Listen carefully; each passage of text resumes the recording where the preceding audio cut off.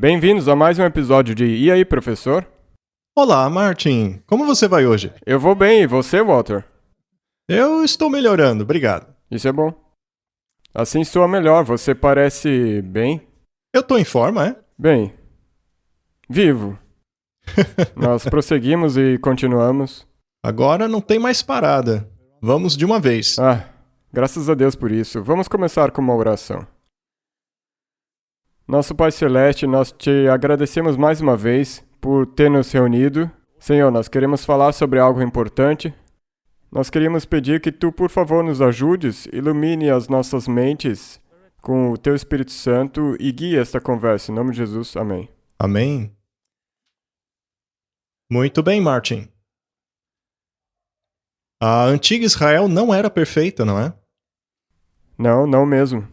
E eu li no espírito de profecia que a gente consegue fazer pior que eles.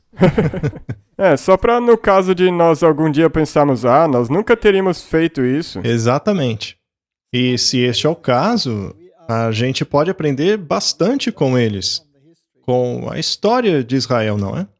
Não é a Bíblia que diz que isso está escrito para nosso aviso? Sim, aquilo foi escrito para o nosso tempo. No E aí, professor, da última semana, no qual falamos sobre alguns padrões de pensamento de nossa querida igreja, fez com que muitas pessoas questionassem se ainda estamos no barco certo. Eu então achei importante falarmos um pouco mais a respeito da igreja remanescente, pois algumas pessoas têm essa percepção de que a igreja remanescente deveria ser perfeita, mas não é esse o caso. Afinal, o remanescente é Laodiceia. O remanescente é cego, pobre, miserável e nu. Ou seja, não são coisas muito boas, não é? É assim que a igreja é descrita. Só para no caso de você achar que já chegou lá, é só ler essa parte de novo. E apesar de tudo isso, a igreja é a menina dos olhos de Deus. Portanto, vamos dar uma olhada nessas coisas para que as pessoas não achem que nós somos pessimistas. Temos que ser positivos, mesmo dentro de uma esfera difícil. Isso é verdade. E isso também pode responder à pergunta, porque tem pessoas que dizem, eu não quero pertencer a uma denominação, não quero pertencer a uma igreja. Muitas pessoas não querem fazer parte de nenhuma denominação. Outros ficam pulando de uma igreja para outra. Não conseguem ficar em uma. Tão logo acham problema em uma, já vão para outra. Também tem pessoas que dizem, eu sou um seguidor de Jesus e ele é a minha igreja. É o que eles dizem, mas nesse caso você teria que fazer parte de todas as igrejas. Afinal, todas alegam ser a verdadeira. Viu só? Isso te posiciona na parte ecumênica da igreja. E eu acho que isso aí vai esclarecer algumas partes disso. Espero que sim. Muito bem, vamos começar então. Nós não poderíamos começar sem antes dar uma olhada na grande confissão de Pedro. Ela está lá em Mateus, capítulo 16. Acontece que há uma igreja gigantesca por aí que distorceu essa confissão. Ela a ensina de maneira errada, o que acaba direcionando a glória para o homem, enquanto, na verdade, a glória deveria ser de Jesus, não é? E chegando Jesus às partes de Cesareia de Filipe, interrogou os seus discípulos, dizendo: Quem dizem os homens ser o filho do homem? E eles disseram: uns, João Batista, outros, Elias, e outros, Jeremias ou um dos profetas. E ele disse-lhes: E vós, quem dizeis que eu sou? É por isso que a tradução aqui é muito importante. A palavra utilizada por Jesus é vós, no plural. Jesus se direcionou a todos eles. O que vocês dizem? Ele não estava só falando com Pedro. Não estava falando somente a Pedro. Mas foi Pedro que respondeu. E Simão Pedro, respondendo, disse: Tu és o Cristo, o Filho do Deus vivo. Esta é a grande confissão. a compreensão de com quem você está lidando. Deus manifesto em carne. E Jesus respondendo disse-lhe: Bem-aventurado és tu, Simão Barjonas, porque tu não revelou a carne e o sangue, mas o meu Pai, que está nos céus. Esta, então, foi uma ideia implantada por Deus. Portanto, sem a inspiração divina, não podemos aceitar esta verdade. Pois eu também te digo que tu és Pedro. Pedro significa pedrinha, e sobre esta rocha eu construirei a minha igreja, e as portas do inferno não prevalecerão contra ela. Há duas maneiras de interpretar isso. Uma é como o mundo a interpreta, como Pedro sendo a rocha. E a outra interpretação é que a afirmação de Pedro seria a rocha sobre a qual a igreja seria erigida. Obviamente, a segunda interpretação é a correta, pois se a igreja fosse erguida sobre Pedro, seria uma catástrofe. Verdade. Porque daí é humano. Ela seria baseada em seres humanos falhos. Pedro acabou sendo salvo, mas o caminho que ele precisou percorrer não foi isento de falhas, não é mesmo? É o mesmo conosco? Isso é verdade. Se nessa altura aí Jesus estivesse mencionando que estaria construindo sobre Pedro, logo depois disso Pedro caiu, e então aí você já pode enxergar que não poderia ter sido sobre o Pedro. Sendo assim, a igreja foi erguida sobre a confissão de Pedro, ou seja, na confissão de que Cristo é ninguém menos do que o Filho do Deus vivo. Esta é a interpretação correta. E as portas do inferno não prevalecerão contra ela. A igreja, ela aqui é mencionada pelo nome. Pedro nasceu e morreu, assim como todas as pessoas ao longo da história. Sendo assim, a igreja de Deus não pode ser erguida sobre humanos, mas deve ser erguida sobre Deus. Muito bem. E será que o cristianismo continua vivo hoje? Sim. Mas ele não foi corrompido? Mas ainda existe a verdade? Com certeza. Então as portas do inferno não prevaleceram contra ela. O diabo com certeza tentou destruí-la. Ah, com certeza. E ele tentou de jeitos diferentes, primeiro de maneira física e depois de maneira espiritual. A próxima pergunta é: por que o Senhor permite uma degeneração tão grande como aquela que ocorreu na Idade Média? E então vem a Reforma Protestante e um novo frescor vem sobre a igreja, mas depois de 500 anos, onde eles estão hoje? De volta. De volta a Roma? Se uniram a Roma, não é? A igreja anglicana e o movimento Oxford, sob o seu chamado Cardeal Newman, trouxeram as missas de volta, as estátuas de volta, a liturgia de volta, e quando ele terminou a sua terrível obra, ele voltou para o Vaticano e tornou-se um cardeal. Aham. E sempre que ele se metia em encrenca, sempre que desconfiavam que ele era um jesuíta, devido ao que ele escrevia e fazia, o cardeal Newman pregava um sermão fervoroso. Dizendo que O Papa é um anticristo, ele é mau. E aí todo mundo achava que ele era bonzinho, afinal ele dizia que o Papa era mau. Mas assim que terminou o seu trabalho, ele foi embora. E tornou-se um cardeal na Igreja Católica. Precisamos tomar cuidado com essas táticas. cuidado com esses sermões brandos. E então vem a pergunta: por que Deus não interfere? Por que ele não corrige tudo isso? Por que ele permite que a igreja aparentemente desça ladeira abaixo a ponto de quase não ter volta? Mas devemos nos lembrar que as portas do inferno não prevalecerão contra ela. A resposta está numa carta de Pedro. 2 Pedro 3,9. O Senhor não retarda sua promessa, ainda que alguns a tenham por tardia, mas é longânimo para conosco, não querendo que ninguém se perca, senão que todos venham a arrepender-se. Será que todos se arrependerão? Não, infelizmente não. Mas ele não quer que eles se percam. Ele está retardando, postergando para que o último deles se arrependa.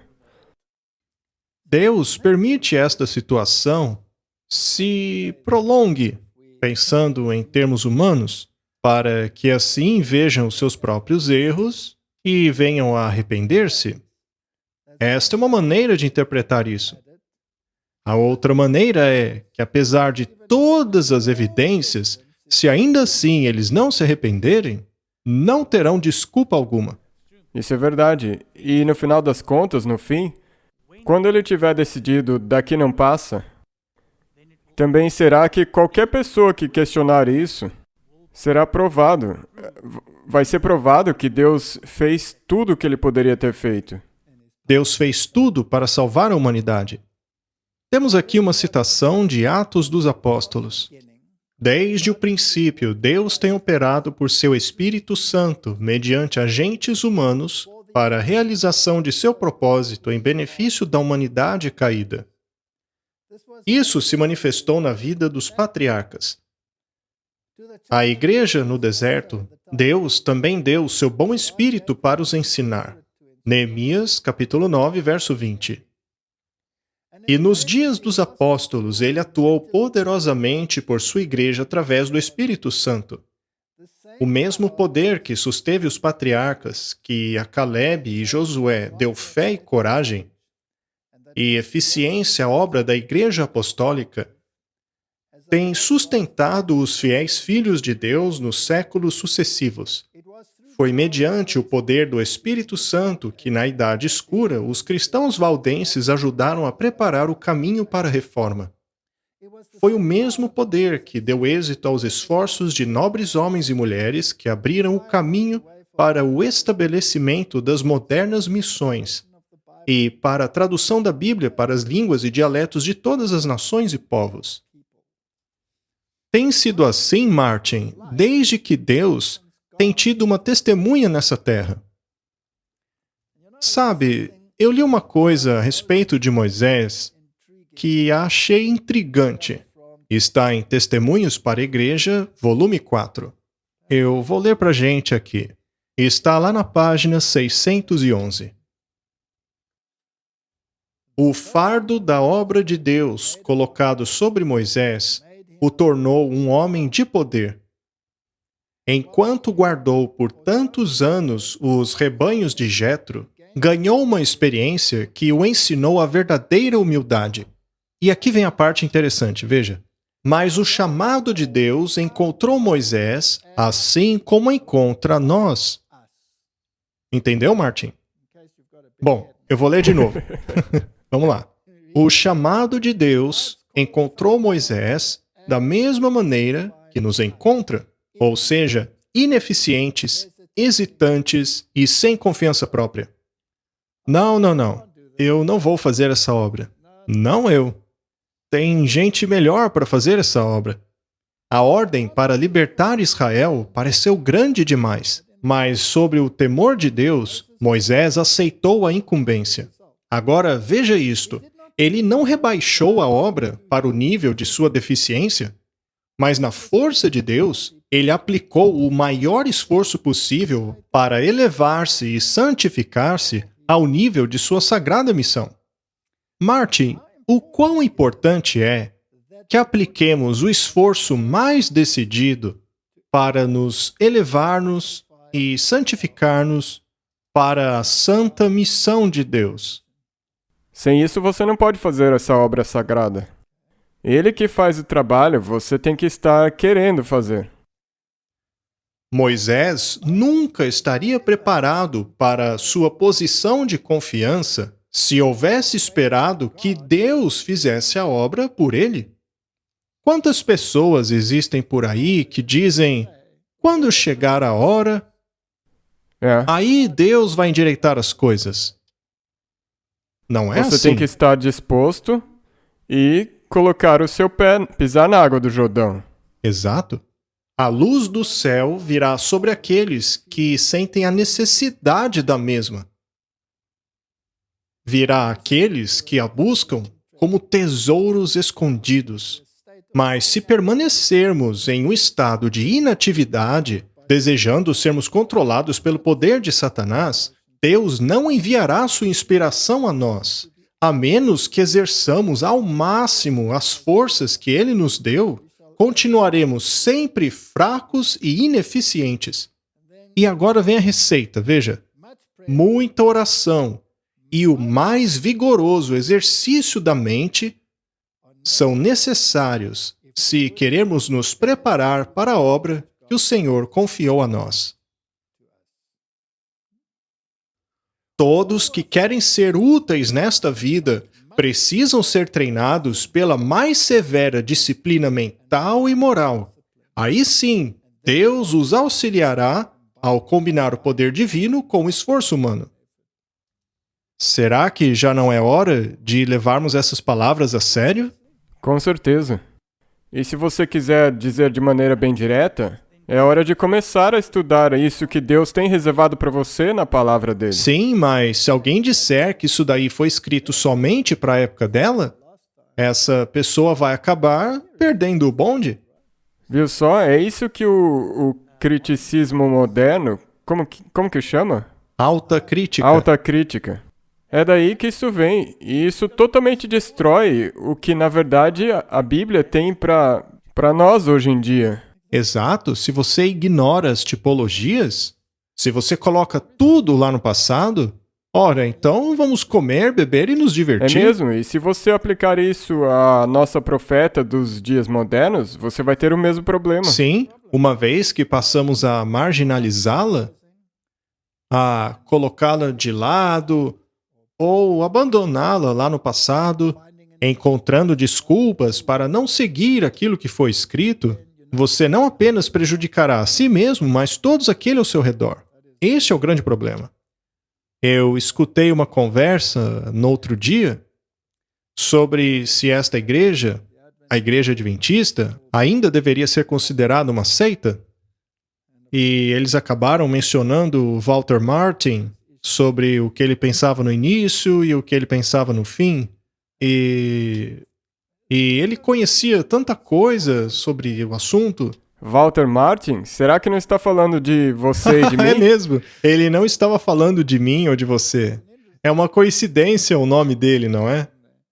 E é claro que eles diziam conhecer um monte de coisas erradas que Ellen White escreveu. O engraçado é que eles não mencionaram nenhuma delas. Exatamente. Não é? E eu acho muito interessante que os evangélicos tenham tanto conhecimento sobre o que está errado com esta chamada seita, enquanto eles mesmos perderam toda e qualquer partícula de protestantismo. Eles se esqueceram quem é o anticristo, sentam-se na mesa dele, comem da comida dele, bebem de seu vinho, eles cambaleiam de um verso para outro, são incapazes de interpretar Tessalonicenses ou Daniel, eles sequer pregam Daniel e Apocalipse, eles o chamam de um livro fechado, enquanto Apocalipse significa revelação. Isso é ridículo. E essas mesmas críticas a Ellen White já vêm desde 100 anos atrás. E já foi refutado e provado que... Livros dessa grossura, texto após texto, mas... E daí eles ainda dizem que são pesquisadores muito bons. Mas daí, só numa dessas acusações, você pode mostrar a eles que isso já foi refutado há 50 anos atrás. Onde que você pesquisou? Martin, será que quando eu entrei nessa igreja, eu imediatamente aceitei Ellen White, engoli tudo o que ela escreveu logo de cara, joguei a minha Bíblia fora e assim me tornei um adventista? Você acha que foi assim? Não. Claro que não. Não mesmo. Você acha que eu fui cético? Sim. Super cético. Ultra crítico. Sim, eu era super crítico contra ela. Eu só queria saber da Bíblia. Eu li a minha Bíblia uma vez, e outra, e outra. Aí eu descobri que a minha versão não era a mais precisa. Aí fui para outra tradução, e li de novo, e percebi que não era a melhor também. Então eu finalmente migrei para a Bíblia King James. E estudei. E aí fui ler o Espírito de Profecia. Só que eu li todas as críticas contra ele, pois eu queria uma desculpa para não aceitá-lo. Exatamente. Acontece que eu finalmente cheguei à conclusão de que eu não tinha saída. É mesmo, você não tem como fugir disso. Quanto mais você tenta refutar, se você realmente pesquisar bem, me desculpe, mas vai ser a mesma coisa que se você quisesse refutar a Bíblia. Sim. Me lembrando da maneira como eu via a Bíblia antes de me tornar um cristão, eu a via como um livro mitológico de pouco interesse. Talvez a Bíblia tivesse algumas historinhas de folclore ali que fossem interessantes, mas hoje eu a considero a palavra de Deus. E nem mesmo as portas do inferno vão prevalecer contra ela. Mas não quiseram destruí-la no passado? Ah, eles ainda tentam. Esta é a questão, Martin. Eles ainda querem destruir esse livro. É por isso que fazem milhares de traduções com as maiores bobagens que você pode imaginar. Hoje existem até mesmo Bíblias de gênero neutro. E também a Bíblia da Rainha James. Ou seja, você encontra todos os tipos de Bíblia que pode imaginar. Ainda assim, as portas do inferno não prevaleceram contra Ela ainda ela. está de pé, a verdadeira você ainda pode achar. Existe alguma coisa no planeta que tenha sido mais criticada do que a Bíblia? Ou mesmo Ellen White? Não. Pois é. Na verdade, é surpreendente.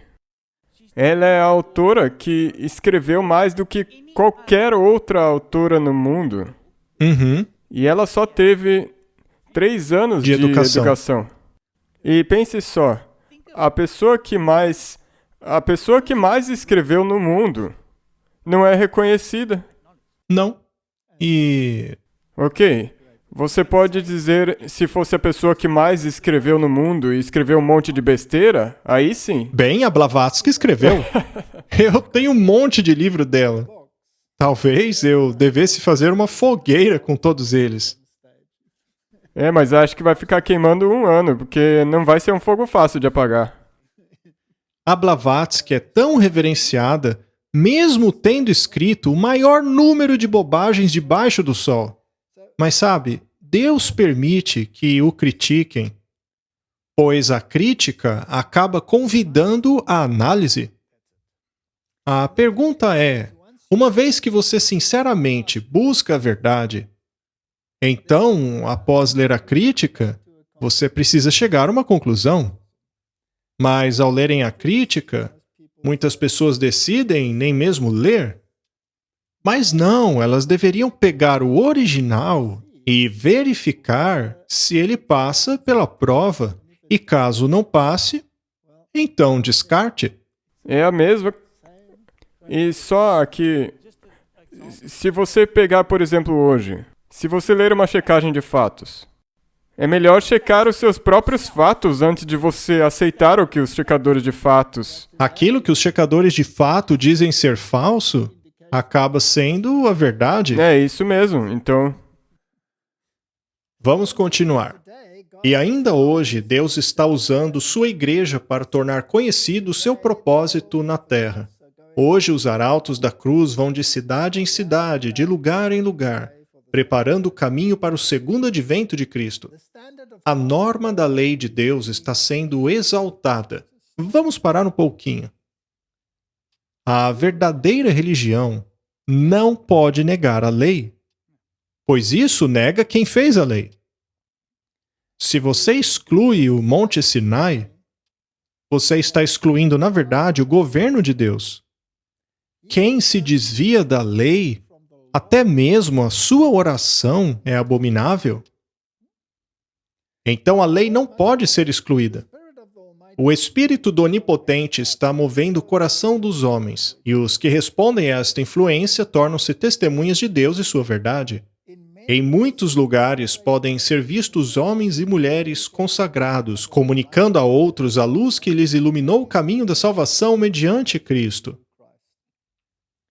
E enquanto deixam sua luz brilhar, como fizeram os que foram batizados com o Espírito no dia do Pentecostes, recebem mais e mais do poder do Espírito. Assim é a terra iluminada com a glória de Deus. É, portanto, um processo em andamento, e as portas do inferno não prevaleceram contra ela. Apesar de todo o criticismo, os escritos não estão disponíveis? Não estão disponíveis a todos? Não precisamos nem comprar os livros, eles estão na internet. E é interessante que todos os escritos verdadeiros, a Bíblia e o Espírito de Profecia, estão disponíveis de graça por aí. E todos podem ler. A fé que por muitos séculos foi mantida e ensinada pelos cristãos valdenses estava em claro contraste às falsas doutrinas ensinadas por Roma. Os cristãos valdenses, que, aliás, remontam aos tempos apostólicos, o que, por sua vez, contraria o que diz um erudito de nossa igreja, que os coloca somente na Idade Média. Mas a verdade é que eles vêm dos tempos apostólicos, e quando Roma começou a crescer, esse povo separou-se dela, desde o início. Ao lermos Tessalonicenses, vemos que Paulo nos alertou contra esse sistema que surgiria. Daniel também alertou contra ele. Apocalipse abrange ainda mais esse poder. Os reformadores não o reconheceram? Sim? E hoje Bem. continuam reconhecendo? Não. Não. Mas será que o remanescente vai Sim, reconhecê-lo? eles terão que. Mas não haverá alguns no remanescente que o negarão? Sim. Será que haverá alguns dentro do remanescente que se assentarão com o anticristo, rejeitando assim o que diz o espírito de profecia? Correto, isso vai ser assim. Mas será que isto invalida esta igreja? Não, porque é essa igreja ainda contra a qual os portões do inferno não vão prevalecer. Não essas pessoas, eles não vão prevalecer contra os portões do inferno. Muito bem. Sua crença religiosa foi firmada na palavra escrita de Deus. Isso é um axioma? O verdadeiro sistema do cristianismo. Mas aqueles humildes camponeses, em seus obscuros retiros, afastados do mundo e ligados ao seu trabalho diário com rebanhos e vinhas, não haviam chegados eles próprios à oposição dos dogmas e heresias da igreja apóstata. A fé deles não era nova, suas crenças religiosas foram herdadas de seus pais. Eles lutavam pela fé da igreja apostólica. A mesma fé que um dia fora entregue aos santos. A igreja do deserto, e não aquela orgulhosa hierarquia entronada na grande capital do mundo, era a igreja de Cristo, a guardiã dos tesouros da verdade que Deus confiara aos homens. Martin, isso daqui é grandemente baseado em escritos valdenses. É mesmo. Claro, a menos que você prefira as porcarias modernas que saíram das penas dos jesuítas. Esta é a verdadeira igreja. Então, o critério que temos aqui é que a base precisa ser a Bíblia. É claro, a Bíblia é verdadeira. Mais uma citação. Também do Espírito de Profecia. Dos calabouços, da fogueira e da guilhotina, de onde os santos e mártires testemunharam da verdade, vêm os séculos de testemunhos de sua fé e esperança, estando certos da ressurreição de seu mestre e, consequentemente, das deles mesmos por ocasião de sua vinda. Por esta causa, diz um desses cristãos, eles desprezaram a morte e se colocaram acima dela. Os valdenses tinham a mesma fé. Wycliffe, Lutero, Calvino, Knox, Ridley, Baxter, todos olharam em fé para a vinda do Senhor. Assim era a fé da Igreja Apostólica, da Igreja do Deserto e dos reformadores. Martinho Lutero dizia que ele esperava que isso não durasse mais 100 anos. Do contrário, a Igreja seria destruída. Bem, sabemos hoje que durou um pouco mais de 100 anos. 500 anos depois e a Igreja dele realmente foi destruída. Mas não a Igreja de Deus. A igreja verdadeira ainda está viva. E de onde foi que os valdenses aprenderam a verdade? Dos apóstolos. Isso mesmo, desde os tempos dos apóstolos. E de onde foi que Wycliffe tirou seu conhecimento? Foi justamente das Escrituras. É. Lutero, Calvino, Knox, Ridley, Baxter, todos eles diziam que ansiavam pela vinda do Senhor. Paulo ansiava pela vinda do Senhor? Ah, sim. Essa é uma característica do remanescente. É daí que vem o nome adventismo, que significa A segunda vinda. a segunda vinda de Cristo. A partir da metade do século XVIII, o Novo Mundo recebeu representantes não apenas das maiores igrejas reformadoras, como os luteranos e anglicanos, mas também haviam sido semeadas com todas as verdades redescobertas trazidas pelos evangélicos que buscavam liberdade de adoração que lhes haviam sido negadas na Grã-Bretanha. Quando se descobre a verdade, você é sempre perseguido. Se você descobrisse o verdadeiro batismo, você era perseguido.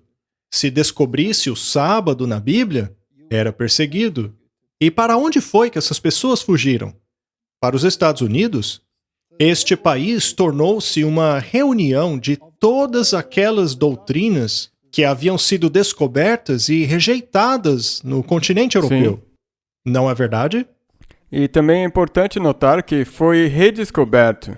Só estava perdido, mas assim que era originalmente. É como no Antigo Testamento, quando o livro da lei foi perdido. E foi só depois de muita busca que finalmente o encontraram. E depois leram a lei de Deus em público.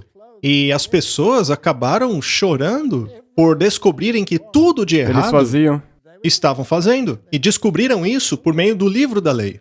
Essas verdades precisaram ser redescobertas e Deus, de alguma maneira, reunir uma verdade específica de uma denominação, outra verdade de um movimento, aquela outra verdade de outro, e reunir todas as verdades em um movimento final. Que plano brilhante! E foi assim que começou o movimento adventista. E não foram os adventistas. Foi um movimento evangélico que englobou todas as igrejas. Exatamente. Aquelas pessoas saíram de todas as denominações e se tornaram adventistas. Não adventistas do sétimo dia, mas pessoas que ansiavam pelo advento de Jesus. Este é um pré-requisito. É mesmo, é um pré-requisito da última igreja, ou da verdadeira igreja. Ela tem que ter esse anseio. E o que aconteceu então? Após estas milhares de pessoas terem saído de todas as denominações cristãs para se reunirem, baseando-se unicamente no estudo da palavra de Deus e da profecia, então houve o grande desapontamento, seguida de uma grande debandada. De 50 mil pessoas, o movimento foi para 50. Estas 50 pessoas foram de volta à Bíblia e lá descobriram o engano que haviam cometido. E então todas as verdades foram reunidas. A verdade do sábado, o estado dos mortos, a mensagem do santuário celestial. Aliás, será que essa doutrina é coisa nova? Não, como eu disse, foi redescoberto. Tem sido a mesma doutrina desde o tempo de Jesus, desde do começo. Sim, todo o Antigo Testamento é baseado na doutrina do santuário. Esta é uma super doutrina que havia sido esquecida, pois ela explica o plano da salvação. Ela explica o que é o pecado, as suas consequências, o que é o arrependimento, qual é a receita da salvação e qual será o último destino do pecador, o que vai acontecer com eles. Tudo isso está tipificado no santuário. A partir daí, finalmente, surgiu um movimento que englobava todas essas verdades. Os pioneiros colocaram todas elas juntas, e as portas do inferno se iraram contra eles. O que tem sido um grande desafio. Mas há a promessa. Então, Martin, ao estudar a Bíblia e procurarmos pelas características que definem a igreja remanescente, veremos que ela guarda os mandamentos de Deus. Está lá em Apocalipse capítulo 12, verso 17. São aqueles que guardam os mandamentos. Está lá para qualquer um ler. Essa igreja também tem o testemunho de Jesus, que aliás está no mesmo verso. E é o próprio Apocalipse, no capítulo 19, que define esse testemunho como o espírito de profecia. Esta igreja precisa ter o dom profético, que foi dado desde os discípulos e precisa ser restaurado no remanescente. Eles têm a fé de Jesus. E a fé de Jesus está registrada aqui neste bom livro. Será que Jesus acreditava em cada palavra da Bíblia? Sim. Cada uma das palavras. Há pessoas que acreditam que Jesus citou da Septuaginta. A tradução bíblica da Septuaginta é um verdadeiro fóssil. Na verdade, é um elo perdido, pois ninguém nunca achou essa Bíblia. Ela é mencionada apenas nos escritos de Orígenes. Então Jesus tinha a fé de Jesus. Ele tinha fé verdadeira. Nem só de pão viverá o homem, mas de toda a palavra que sai da boca de Deus. O remanescente deveria surgir em um período específico, pois Apocalipse capítulo 12 descreve a igreja no deserto, na profecia dos 1260 dias, e ao final deste período, depois de 1798, então o caminho deveria ser preparado para a chegada do remanescente. E entre 1798 e 1844, houve o grande despertamento. Não é interessante, Martin? O reestudo das profecias. De volta à Bíblia, de volta às profecias. E é a partir daí que surgiria o remanescente, que guardaria os mandamentos de Deus e teria o testemunho e fé de Jesus. Então precisa ser entre 1798 e antes do grande desapontamento, quando houve uma debandada deste grande movimento do advento, que abrangeu todas as denominações. E isto é importante, pois aí nenhuma denominação tem desculpa. Não. Nenhuma delas. Até aqui vimos que as características da igreja remanescente é que ela guarda os mandamentos de Deus, tem o testemunho e a fé de Jesus, ela surgiria no tempo certo, deveria pregar as 3 mensagens angélicas e precisa ser um movimento mundial. Quantas igrejas no mundo preenchem todas essas características? Só uma? Só uma. Eu gostando disso ou não? Eu posso dizer que nossa igreja tem a fé de Jesus, ela guarda os mandamentos de Deus, tem o testemunho, o espírito de profecia, surgiu no tempo certo e é um movimento mundial que prega as 3 mensagens angélicas. Se não, você vai ter o mesmo problema. Por exemplo, olha para os discípulos. Se houvesse uma pessoa que quisesse ser um seguidor de Jesus, mas ele não se juntasse aos discípulos, o que seria? Ele ia por conta própria e ia andar por aí? Jesus não disse, siga-me? É mesmo? Não foi Jesus que liderou o povo? E ele não chamou seu povo de igreja? Ele disse que o inferno não venceria essa igreja. Ele tem uma igreja, então? Sim, ele tem uma igreja. Jesus tem uma igreja e ela se fundamenta na verdade. E não podemos basear nossos sentimentos em membros da igreja, pois se olharmos para Judas, nós sairemos dela. Exato. Ou mesmo as falhas ocasionais dos discípulos. Temos aqui mais uma citação do Espírito de Profecia. Deus é o escudo de seu povo. Somente Ele pode ser nossa força, nossa suficiência. Ele diz ao seu povo, não tenham medo. Eu sou aquele que vive e que estive morto. E vejam, estou vivo para sempre. Deus está no meio dela, ela não será abalada. Deus a ajudará e fará isso rapidamente. Mencionando Salmos 46, verso 5. Nossa relação com Deus deve ser de um caráter distinto, como povo, aguardando e observando pelo Filho do Homem a vir nas nuvens do céu. Não é o servo mau que diz que o senhor dele demorará? É. Existiria então servos maus em nosso meio? É. Talvez eles nem percebam. Talvez eles nem se apercebam disso. Eles têm que Mas perceber. por que eles são maus? Porque eles não estão ansiando pela volta de Jesus, e então isso significa que eles não estão se preparando. Ou podem estar se apegando a algo? É mesmo, porque se você estiver preparando, você começa a ter que se livrar de algumas coisas. Porque esse caminho estreito não tem espaço para bagagens. Martin, se você adota esta mentalidade, é possível arrastar outros com ela? E colocá-los em um estado de complacência? Se você subir na mesa e eu ficar aqui embaixo e você tentar me puxar Vai ser mais fácil para você me puxar ou para eu te puxar para baixo? É verdade. E nesta ilustração, eles ainda têm a gravidade contra você. A igreja que Deus ama e protege, como o seu povo que guarda seus mandamentos, é preciosa como a menina de seus olhos. É de onde veio o título do estudo de hoje.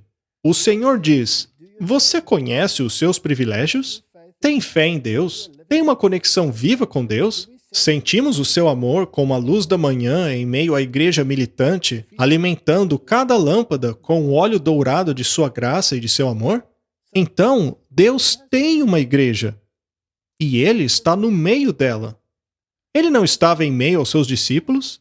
E ainda assim não tinha um Judas? Sim. O mundo não tem o direito de duvidar da verdade do cristianismo por haver membros indignos na igreja. E isso é um grande problema hoje, pois muitas pessoas sentem-se inclinadas a não apoiarem a igreja pelo fato de haverem membros indignos em seu meio. Martin, e se eu mesmo me tornar um membro indigno em um mês, um ano ou mesmo 10 anos? E se eu for falso? E até agora tenho fingido ser um membro digno, quando na verdade sou um lobo em meio aos cristãos. Isso tornaria a igreja ruim? Não, e se você olhar, você sempre menciona Arão. Se você quisesse reter o seu dízimo porque Arão estava ali, isso seria certo? Não, não seria correto. E só para esclarecer, porque quando ele fez aquele bezerro de ouro, ele estava totalmente errado. Mas no final ele fez o certo. Mas ele fez aquilo por fraqueza, não Viu foi? só? E depois aprendeu quais são as consequências disso, para que não fizesse mais. Então, você devolver os dízimos para sua igreja não deve ser baseado em qualquer coisa que você possa ver com seus olhos. E nem os cristãos deveriam desanimar por causa desses falsos membros? Como era na igreja primitiva? Ananias e Safira se uniram aos discípulos? Simão Magos foi batizado? Dimas, que abandonou Paulo, tinha sido contado como um crente? Judas Iscariote estava entre os apóstolos? O Redentor não quer perder uma alma sequer. Sua experiência com Judas é registrada para nos mostrar sua grande paciência com a natureza perversa do homem. E ele nos pede para suportar isso assim como ele suportou. Ele disse que os falsos irmãos seriam achados na igreja até o fim dos tempos. Sendo assim, Martin, nós não temos a desculpa de dizer que não queremos fazer parte desta igreja porque tem um membro aqui ou ali, ou mesmo pastores e grandes nomes da liderança não são dignos de serem chamados de membros da igreja. Nós não temos esse direito, já que pessoas assim estarão em nosso meio até o fim. Deus não nos dá o direito de chamar a igreja remanescente de Babilônia. Deus tem uma igreja sobre a terra, que é o seu povo escolhido e que guarda os seus mandamentos. Deus não está liderando pessoas individualmente, mas um povo. A verdade é um poder santificador, mas a igreja militante não é a igreja triunfante. Existe joio em meio ao trigo. Os servos da parábola perguntaram se deveriam recolher o joio, mas o mestre disse não, pois ao recolher o joio, podem recolher também o trigo com ele. A rede do evangelho é lançada não apenas aos peixes bons, mas também aos maus, e somente o Senhor sabe quais lhe pertencem. Não devemos dar ouvidos a essas tendências que procuram rachar a igreja. Devemos sempre nos lembrar como o próprio Jesus lidou com essa situação, e foi somente no finzinho, lá na crucifixão, que Judas finalmente foi exposto. Bem no fim ali. Não. Isso é muito importante, porque se você olhar para tudo agora, todas essas ramificações, elas parecem tão maravilhosas. As mensagens deles são maravilhosas, mas eles estão rachando o corpo. É esse o problema. Porque os discípulos, eles não amavam Judas? Sim, eles o amavam. Eles o amavam. O achavam uma pessoa incrível. O Senhor não lhes deu a mensagem de chamar a Igreja Adventista do Sétimo Dia de Babilônia. Algumas pessoas querem chamar categorias dentro de nossa igreja de Babilônia. Alguns dizem que uma determinada união tornou-se Babilônia. Já outros chegam ao ponto de dizer que a Conferência Geral tornou-se Babilônia. Bem, eu admito que com certeza existem babilônios em meio à conferência. E certamente em posições de importância. Mas, como já mostramos aqui, talvez alguns deles sejam Arões.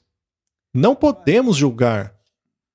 E eu não posso chamar essa igreja de Babilônia. Não posso chamar o povo de Deus a sair dela. Todas as razões que alguém possa me apresentar quanto a este assunto, para mim não tem o menor peso, pois a luz que Deus me deu se opõe a tal mensagem. Seria a mesma coisa que chamar a igreja dos apóstolos de Babilônia, não é? Paulo e... Porque a igreja primitiva também tinha membros indignos. Mas o ponto principal é que esta igreja tem a verdade, e é ela que une a igreja de Cristo. Deus tem guiado um povo. Ele tem um povo escolhido, uma igreja nesta terra, que é a depositária de sua lei. Ele confiou a ela uma verdade sagrada e eterna a ser entregue ao mundo, e ele os repreenderá e corrigirá. A mensagem aos laodiceanos é aplicável aos adventistas do sétimo dia que tiveram grande luz e que não andaram nela. São aqueles que fizeram uma grande profissão, mas que não têm caminhado com o seu líder, que serão cuspidos de sua boca, a menos, é claro, que se arrependam. A mensagem que denuncia a igreja adventista do sétimo dia como Babilônia e que chama o povo de Deus a sair dela não é proveniente de nenhum mensageiro celestial e de nenhum agente humano inspirado pelo Espírito de Deus. Martin, não existe igreja depois de Laodiceia. Não. E se esta mensagem se aplica à igreja adventista, eu não posso sair dela. Não tem isso de sair da... Ora, o que eu vou fazer então? Pegar minha Bíblia e meus livrinhos do Espírito de Profecia, colocar na minha sacolinha e ficar sozinho por mim mesmo? Claro que não, pois não fui eu que inventei essa mensagem. Não fui eu que criei essa mensagem. Sou apenas alguém que recebeu essa mensagem de outras pessoas. E se outros não fazem jus a essa mensagem, é problema deles. Que eles se separem da igreja. Mas eu não seguirei o exemplo deles. O Senhor tem uma obra específica para cada um de seu povo executar. A obra não deve ficar confinada a 1 ou 2 centros, mas deve alcançar muito mais longe. Esta é a beleza desta igreja. Você e eu podemos nos sentar aqui e fazer parte desse movimento. Nós não precisamos tomar instruções de ninguém, somente da Bíblia e do Espírito de Profecia. Não é mesmo?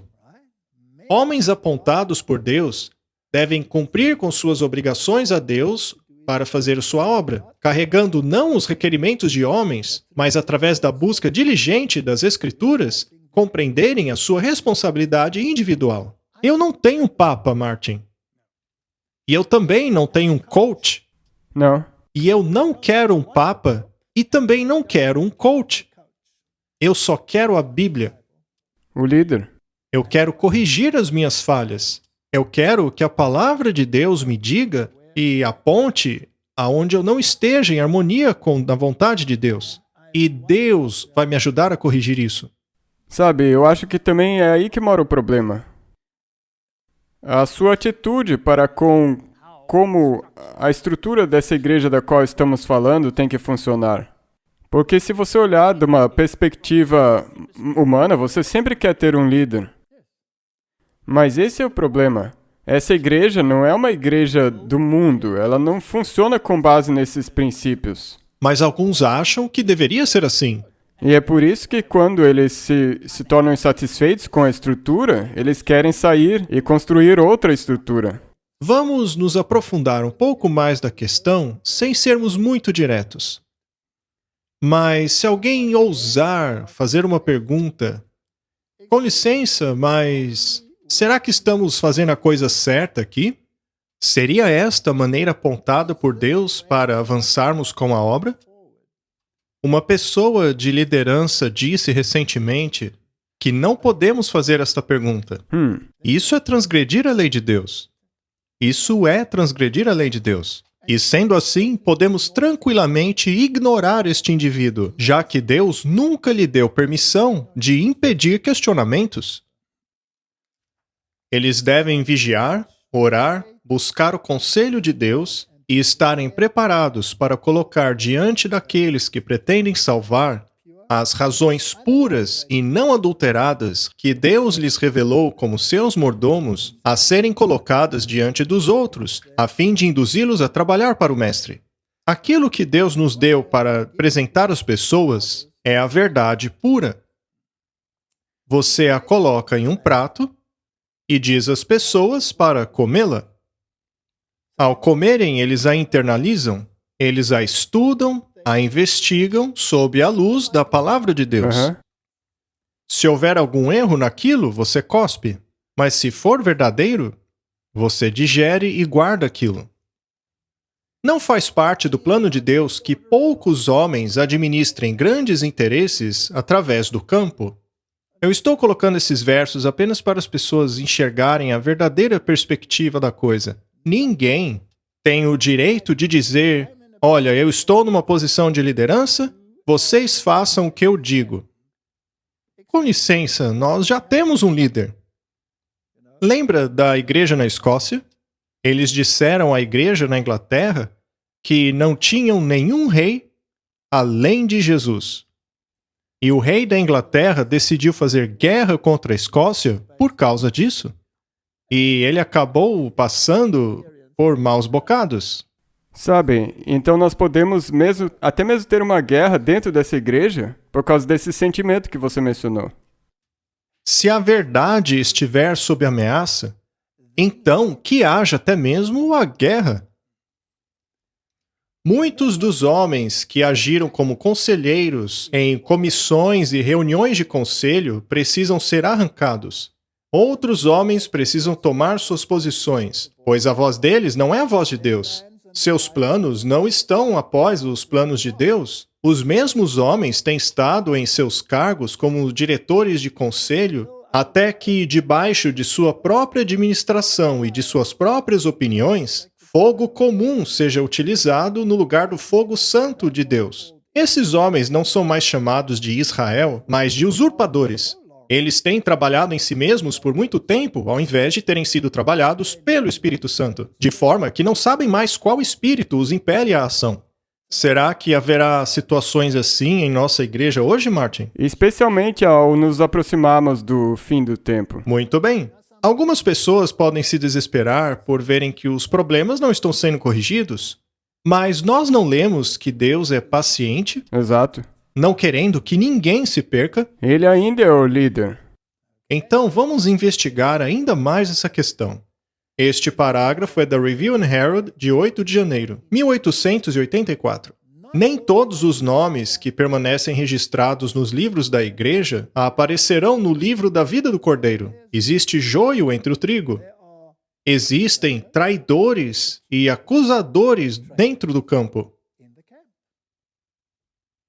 Foi assim nos tempos de Israel e também será assim com essa igreja. Estes irão ferir, dar mau testemunho e falsamente acusá-lo. Eles são falsos irmãos, intrometidos, indiscretos, pedras de tropeço a outros. Estes trabalham para Satanás de maneira muito mais eficaz do que se não estivessem conectados à igreja. Alguns que não têm discernimento espiritual falharão em distinguir entre o falso e verdadeiro, e terão em alta estima aqueles que não têm conexão com Deus. Não é uma declaração interessante? Será que podemos esperar que alguns indivíduos bem estimados dentro da igreja não tenham conexão com Deus? Que chegam a se assentar em concílios ecumênicos, agindo como essas pessoas aí que acabamos de ler? Aqueles que têm sido indiferentes e negligentes e têm falhado em crescer em graça e conhecimento da verdade serão enganados. Eles não compreendem os primeiros princípios da doutrina e experiência que garantem ao homem a perfeição do caráter cristão. A grande força motriz, quando eu descobri a verdade, foi que eu devia sair da Babilônia. Eu tinha que abandoná-la. Mudar completamente. Martin, não é contraproducente eu querer voltar para ela e assim me corromper? E é por isso que às vezes eu fico tão esquentado quando eu vejo as coisas que eu tive que deixar, as quais eu tive que excluir da minha vida, se infiltrando na igreja. E as pessoas querendo usar essas coisas para atrair mais gente para dentro da igreja. Eu escutei um sermão há alguns dias. E o homem disse que, quando ele procurava pelo mundo, ele o encontrou na igreja. E quando procurei pela igreja, eu a encontrei no mundo. É verdade, não é?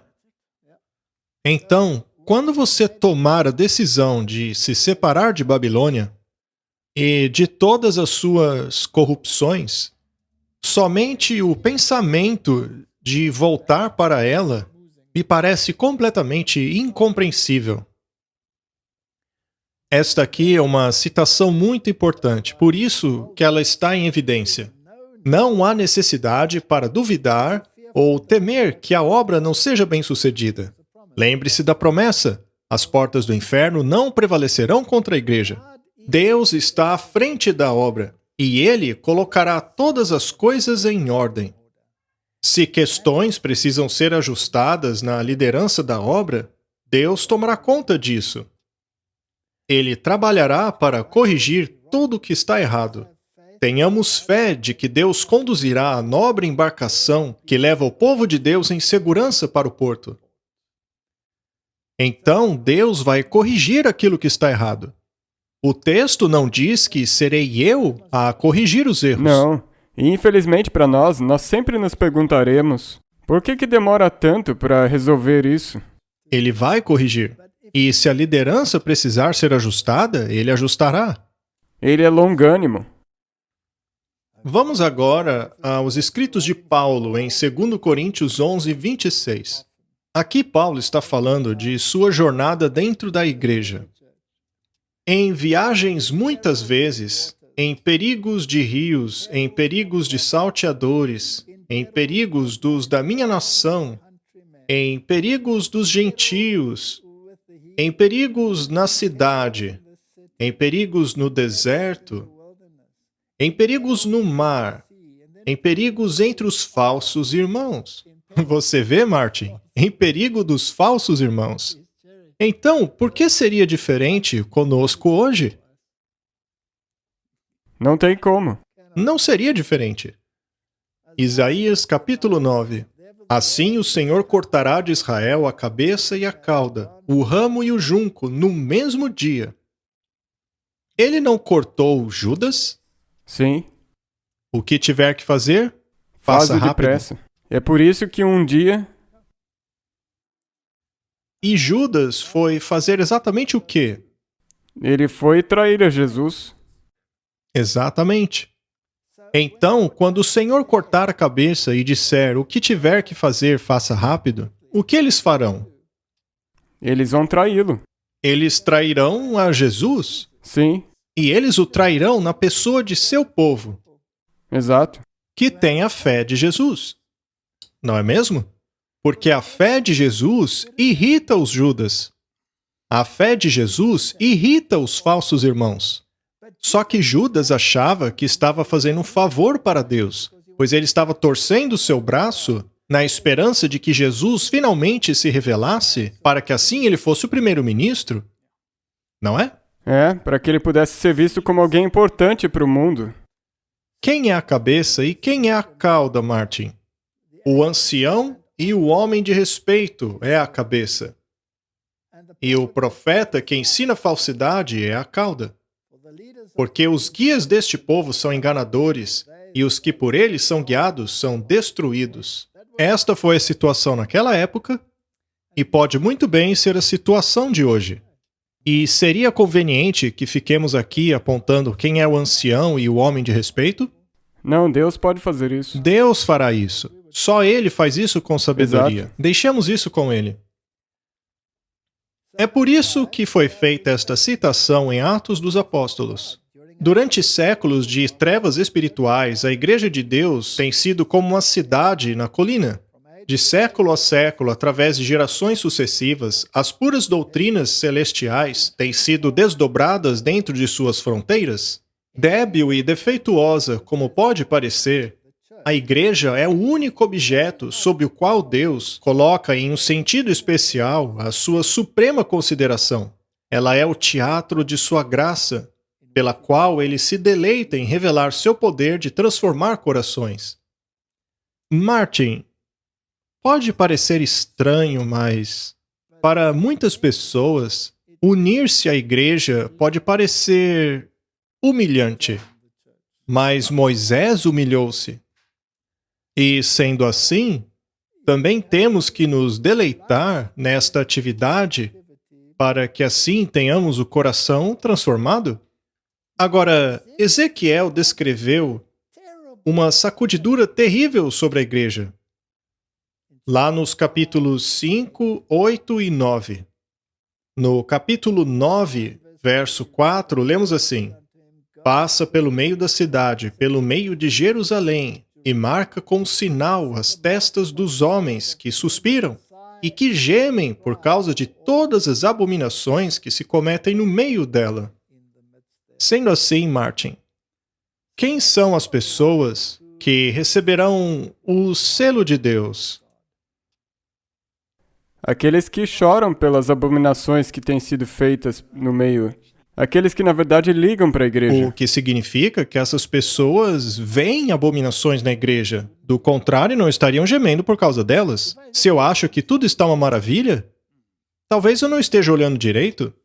Talvez eu não esteja discernindo o que está realmente acontecendo. Nós deveríamos ver os capítulos 5, 8 e 9. Nós não teremos tempo de vê-los todos aqui, mas é realmente fascinante ler esses capítulos e ver como estava a situação naquela época. Ezequiel diz assim no capítulo 5, verso 1: E tu, ó filho do homem, toma uma faca afiada, como navalha de barbeiro, e farás passar pela tua cabeça e pela tua barba. E então tomarás uma balança de peso e a repartirá os cabelos. Martin, você por acaso fez algo desse tipo? E então ele nos diz o que acontecerá. Uma terça parte queimarás no fogo no meio da cidade. O cabelo do profeta, nessa ilustração, era um símbolo do povo de Deus. Afinal, ele diz que ele conta os cabelos de nossas cabeças. O que quer dizer que ele está contando muito menos cabelos hoje do que no passado em relação a mim. O que você diz a respeito, Martin? Ele contou os cabelos da sua cabeça desde que você era pequeno. Enfim, vamos continuar. Queimarás no fogo, no meio da cidade, quando se cumprirem os dias do cerco. Então tomarás a outra terça parte e feri-las-á com uma faca ao redor dela. E a outra terça parte espalharás ao vento, porque desembainharei a espada atrás deles. Também tomarás dali um pequeno número e atá-los-á na borda do teu manto. É triste, não é? Sempre funciona assim, sabe? Toda vez. Israel era pequeno dentre as nações. Então isso prossegue pela linha do tempo até existe um remanescente. Não é uma maioria, é triste isso. E ainda destes tomarás alguns e os lançarás no meio do fogo e queimarás ao fogo. Então, mesmo dentre estes, ainda haverá uma filtragem. Sendo assim, alguém poderia perguntar: o que vai sobrar? Verso 12. Uma terça parte de ti morrerá de peste, e se consumirá de fome diante de ti. Será que o mundo está passando por uma peste e aguardando uma fome, Martin? Com certeza você pode tomar isso espiritualmente Até mesmo fisicamente? e fisicamente também.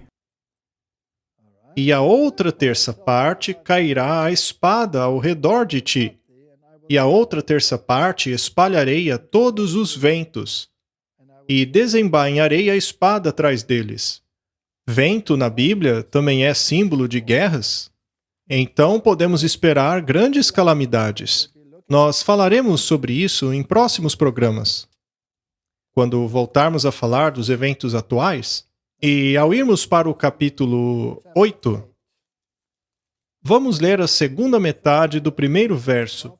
Os anciãos de Judá estavam assentados diante de mim, quando a mão do Senhor caiu sobre mim. E olhei, e eis que uma semelhança como aspecto de fogo. Veja, aqui ele tem uma visão assim como a de João e Daniel. Aqui ele viu Jesus.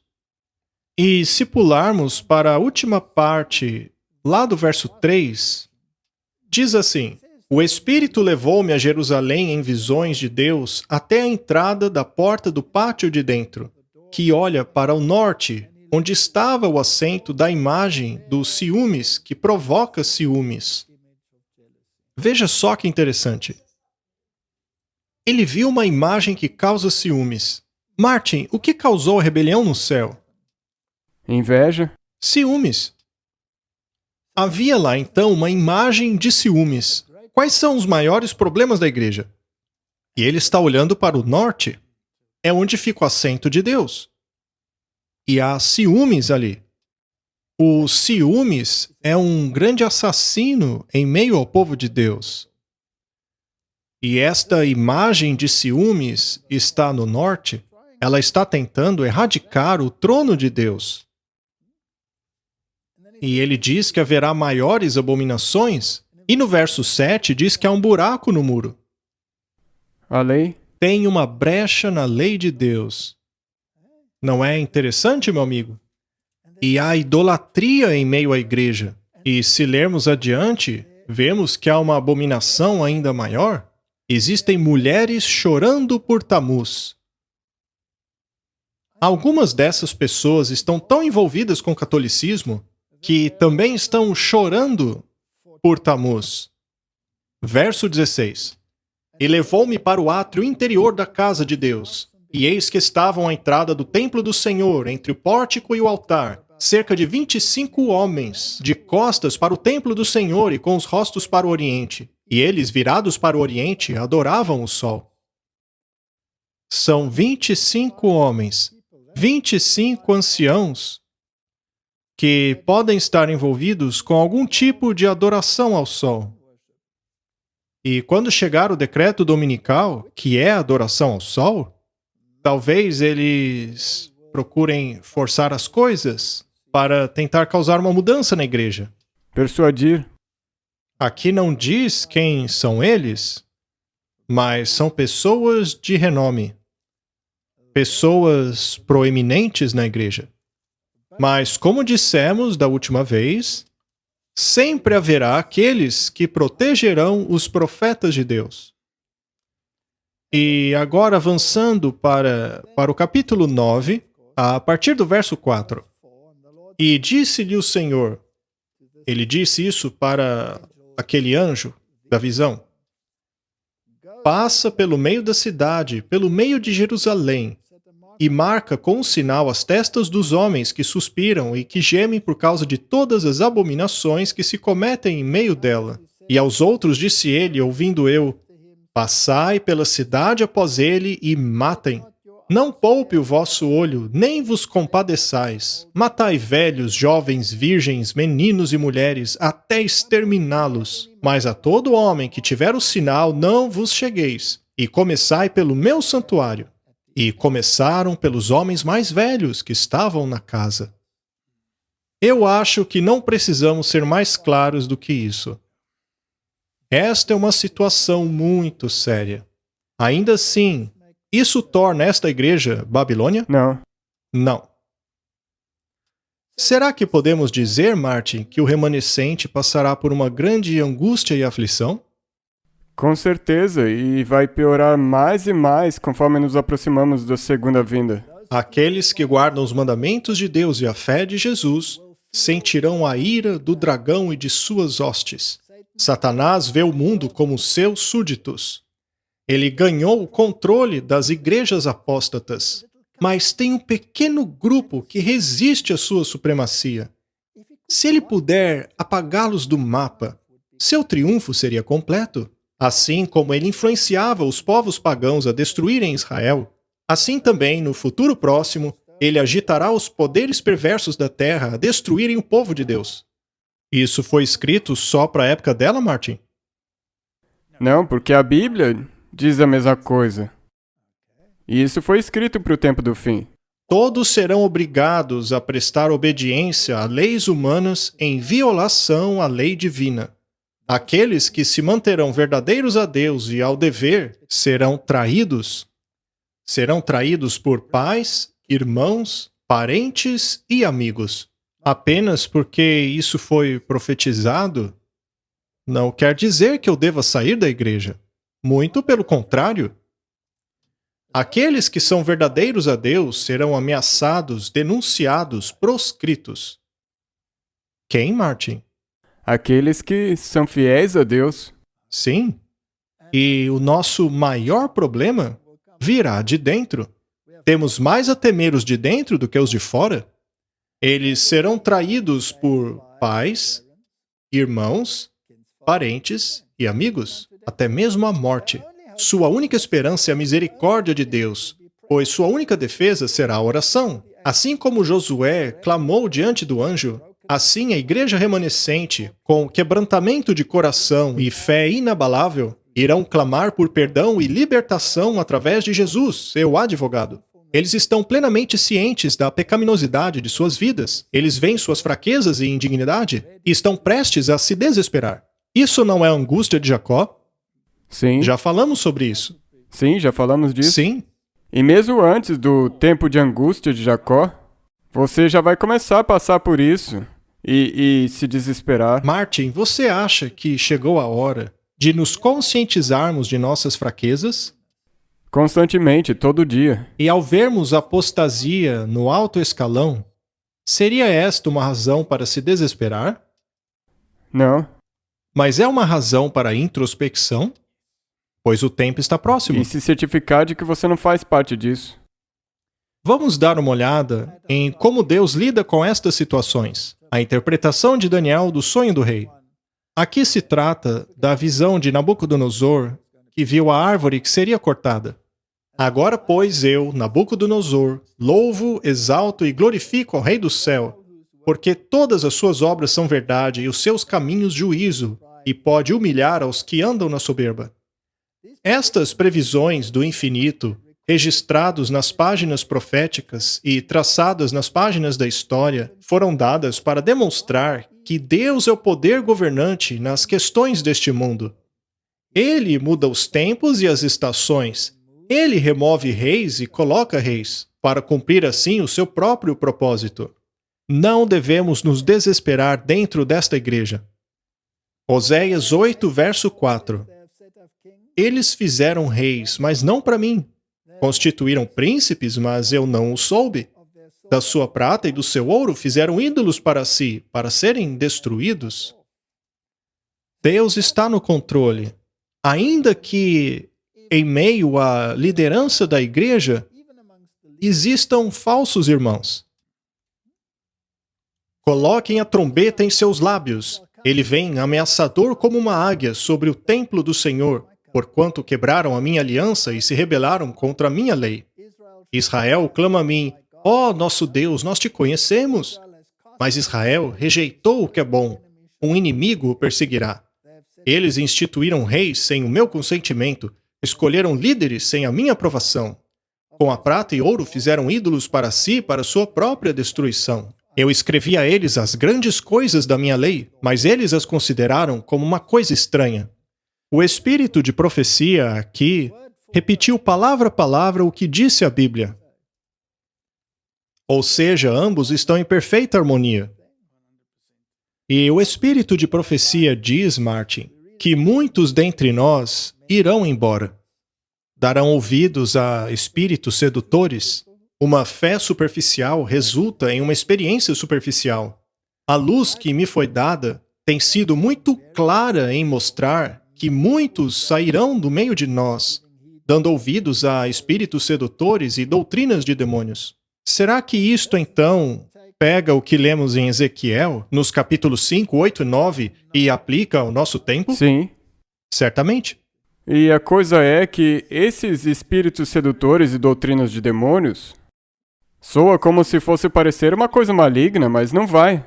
Vai parecer, de acordo com eles, como se isso fosse a verdade. Se não fosse assim, como seriam sedutores? Exato.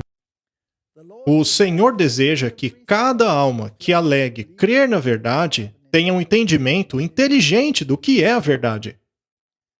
Falsos profetas surgirão e enganarão a muitos. Tudo que deve ser sacudido será sacudido.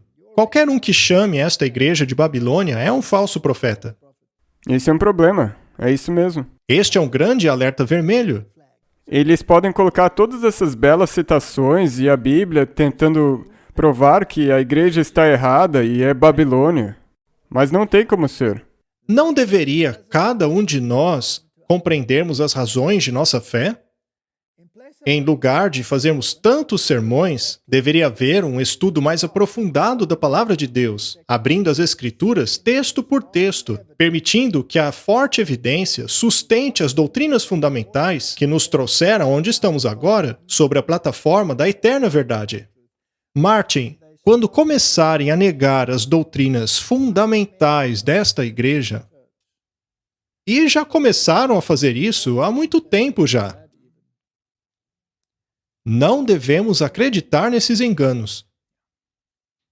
Quando as árvores sem frutos começarem a tombar no chão, quando multidões de falsos irmãos forem distinguidos da verdade, então serão revelados os escondidos, e com hosanas marcharão debaixo do estandarte de Cristo.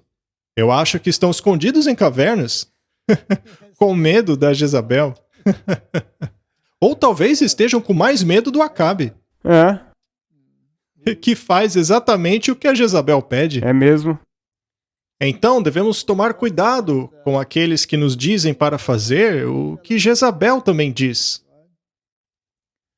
Aqueles que têm sido tímidos e sem autoconfiança se declararão abertamente por Cristo e sua verdade. Os mais fracos e hesitantes da igreja serão como Davis, audaciosos e valentes. Quanto mais escura for a noite para o povo de Deus, mais brilhantes serão as estrelas. Satanás assediará terrivelmente os fiéis, mas em nome de Jesus, eles sairão mais que vencedores. Então a igreja de Cristo aparecerá justa como a lua, clara como o sol e terrível como um exército. Meu apelo ao povo de Deus é que não se desespere. Não se desespere. Eu tenho dito aqui desde o início, não saia desta igreja. Agarre-se a ela. Não saia da igreja. Apenas aguarde que Deus cumpra sua obra. Pois há um grande ajuntamento à nossa frente. Mas depois da sacudidura? É mesmo. Depois da sacudidura haverá um grande ajuntamento. Não daqueles que foram sacudidos. Haverá um outro ajuntamento. Lemos isso no livro de Isaías, capítulo 49. Assim diz o Senhor Deus: Eis que levantarei a minha mão para os gentios, e ante os povos arvorarei a minha bandeira. A bandeira, a lei de Deus, o sábado. Então trarão os seus filhos nos braços, e as tuas filhas serão levadas sobre os ombros. Isaías 60. Levanta-te e resplandece, porque vem a tua luz, e a glória do Senhor vai nascendo sobre ti. Porque eis que as trevas cobriram a terra e a escuridão os povos, mas sobre ti o Senhor virá surgindo, e a sua glória se verá sobre ti. Devemos esperar que toda a igreja, em conjunto, acabe se convertendo e tornando-se em luz? Não. Não. A Bíblia nos diz que haverá uma sacudidura nela. Haverá o remanescente do remanescente. E estes receberão esta luz. E então os gentios caminharão à tua luz, e os reis ao resplendor que te nasceu. Levanta em redor os teus olhos e veja, todos estes já se ajuntaram e vêm a ti. Teus filhos virão de longe, as tuas filhas serão criadas ao teu lado. Então o verás e será iluminado, e o teu coração estremecerá e se alegrará. Porque a abundância do mar se tornará a ti, e as riquezas dos gentios virão a ti. Que promessa maravilhosa! A multidão dos mares, ou seja, as nações, serão convertidas. Quando ele diz que o seu coração temerá, não quer dizer ter medo. É que você ficará impressionado com aquilo que Deus está fazendo.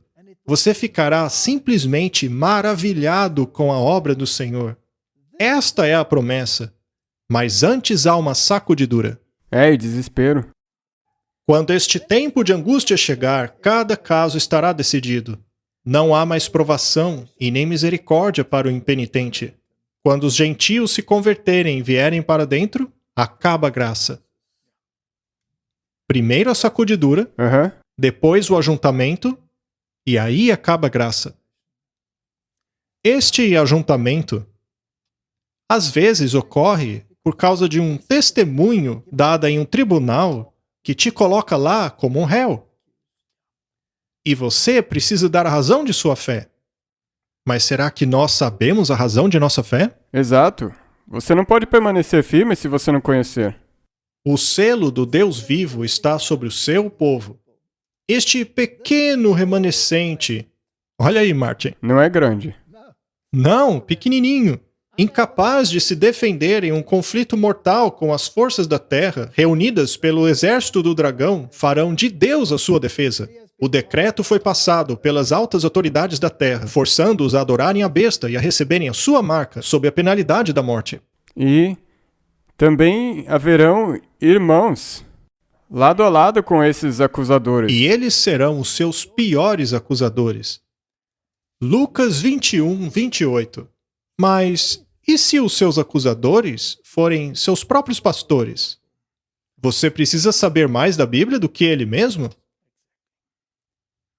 Quando começarem a acontecer estas coisas, levantem-se e ergam a cabeça, porque está próxima a redenção de vocês. Eu estou pessoalmente convencido, Martin, de que Jesus está às portas. Eu vejo os sinais. Eu os vejo mesmo dentro da igreja. Ao invés de se desesperar, olhe para cima. Erga a cabeça. Sua redenção se aproxima. Essa é a igreja de Deus e ela chegará no reino dele. Mas hoje, ela vive nestes momentos decisivos da história da Terra.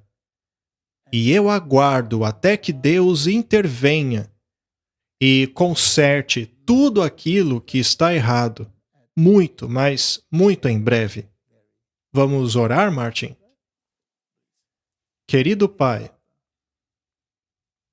que viagem tremenda é a jornada no barco do Evangelho, com todas essas tempestades sobre nós, com a imagem dos ciúmes tentando usurpar o seu lugar e as ondas tentando nos engolir.